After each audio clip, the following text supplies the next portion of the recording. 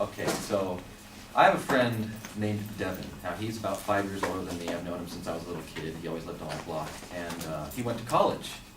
And in college, he had financial aid the first year of college and was able to eat healthy, eat lots of food, eat lots of good food, and was pretty well off. Now, his sophomore year of college, his financial aid, I forget why, but it went away.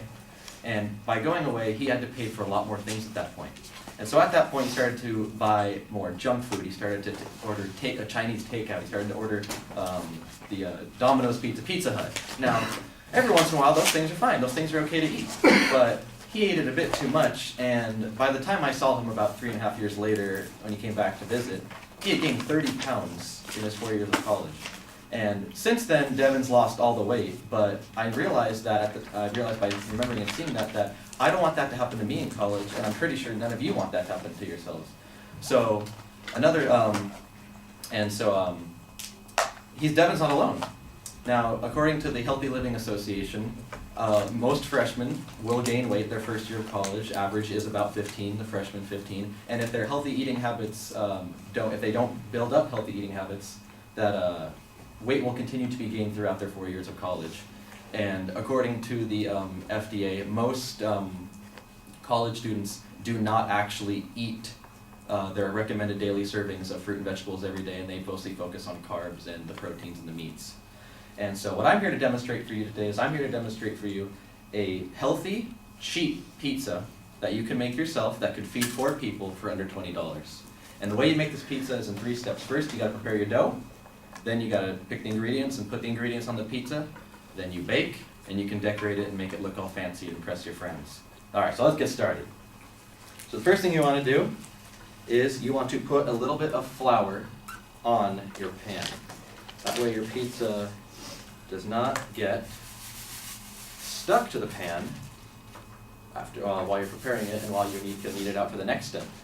And so the next step you're going to do is after letting your dough sit out for a little bit and air out, you're going to set your dough down and you're going to put a little flour on it, just a little bit, and you're going to knead it out. You're going to flatten it into a circle that however thick you want it. You can have a thin crust pizza, you can have a thick crust pizza. I kind of like a little mixture in between, so I'm going to do it a little bit thin in the middle, but have a nice, thick crust on the outside.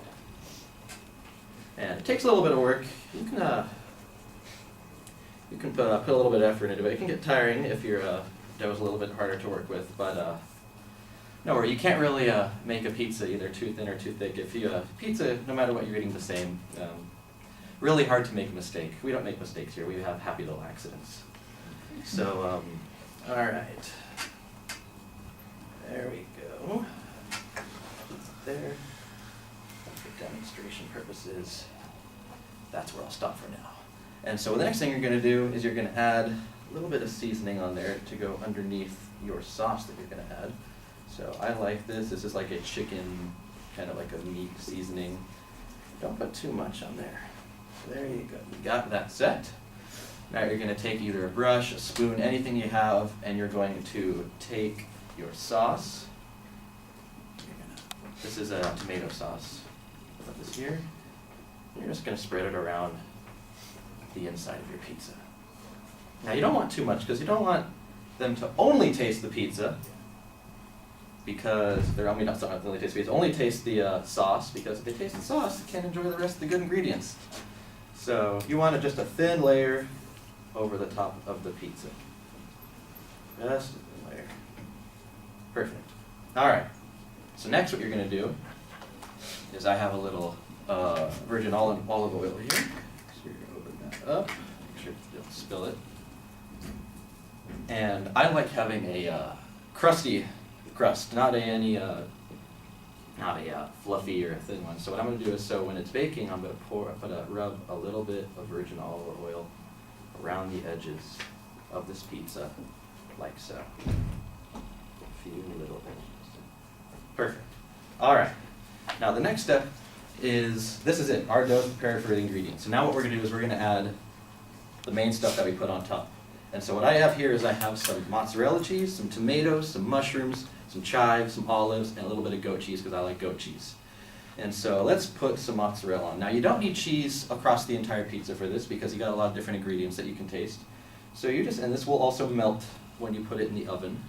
So what you do is space it out a little bit around the edges of the pizza like so. So you put this here, put a little in the middle.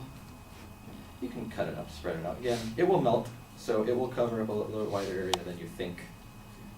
And there we go, our cheese is on there. So now I have some sliced tomatoes. For the sake of time, I've already sliced these. And you can slice them thin. You don't want them too thick, because otherwise they'll just take big old chunks of tomato. And what you're going to want to do is you're going to want to put it around the edges of the pizza, not on the crust, but just in front of it, like this. Make a nice pattern around there. It's like this, and you can have one in the middle that all of them can share. And so now that's set, we can add our mushrooms. So the mushrooms, we can take this and just sprinkle a nice even amount around the entire thing. This involves a lot of working with your hands, so you should have some napkins or something nearby, and make sure that you've washed your hands before this. So make a little bit more, and there's your mushrooms on. Now we're going to add our chives. Now you don't want too many chives. I personally don't like that many, but I do like the taste of it, but I don't like the overwhelming taste of it. And again, you don't have to put these ingredients necessarily on this pizza. You can put whatever you want. You can put any vegetables you want. You can put pineapple on. You can put any fruit you want on here. You can do, this is your pizza. You can do whatever you want with it. For the sake of today, though, this is the stuff I've chosen because I like this.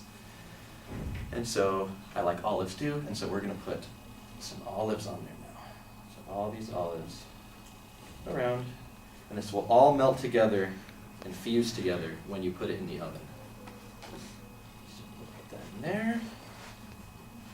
And that is set. Now last but not least, it's one of the messiest parts, it's hard to get off your hands, is the goat cheese. Now the goat cheese I have is kind of mushy. It's not crumbly, so what I take this is I kind of crumble up a little bit and let it sit on top. Now goat cheese is pretty strong if you've never had it before, so you don't want to overwhelm it. You don't want to put it as much as you put the mozzarella on, because then you'd only taste the goat cheese. But you put enough where I personally I like cheese a lot, so I will put a little bit more, but you don't have to put this much. And I will put it along there, so every person will get a piece or at least a taste of goat cheese when they take a bite into their pizza. So that's on there. We are done putting our ingredients on our pizza. Now, the thing you have to do next is the baking. Now, I can't obviously show you the baking today, but what I can do is I can show you an already prepared pizza that is finished. So what you're going to want to do is you're going to put this pizza in the oven for about 20 to 25 minutes at 425 degrees. Keep watching it, keep monitoring it, make sure the edges get nice and golden brown until your pizza you're able to pull your pizza out of the oven, and it should look like this. Now, I've already pre-cut this because cutting this would take a little bit too long, but I will show you how to cut it. What you want to do is you got to cut it into quadrants for preparing your pizza. Cut it into quadrants, like so. Then begin to cut each quadrant into eighths, and I will demonstrate one slice right there until you get a nice slice, like so. And once you're done with this, make sure there's all nice and even. You will have 2 slices for each of the 4 people that you're serving. And when you're done, finally finish off your garden nice, healthy pizza, take a little bit of greens, stick it right in the middle, like so. And then when every single person gets a piece, they'll get some nice greens, and they'll have all their ingredients that's on their pizza. And that is how you prepare a pizza. So what I demonstrated for you today is I demonstrated how to make a cheap, healthy garden pizza that can feed 4 people. It's very healthy, and it's very healthy for you. It has there's no, not excess amounts of meats. You don't even have a lot of protein on there. But the best thing about this is the cost. Now, you can order the takeout, you can order the Chinese food, but this all together, all made, feeding 4 people, cost about $14. If you know how to shop get cheap at Fresh and Easy, at Stater Brothers, at Trader Joe's, if you can price match, you can pretty much get this for $14 and sometimes even under if you have a special place. And that is my speech.